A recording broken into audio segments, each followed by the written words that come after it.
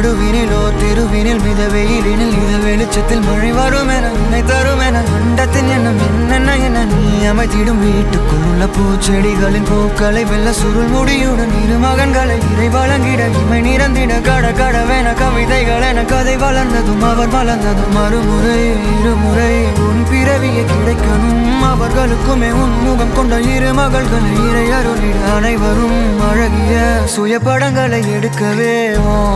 பக்கத்துல நான் பாடுக்க வழி சொல்லம்மா ரத்தத்துல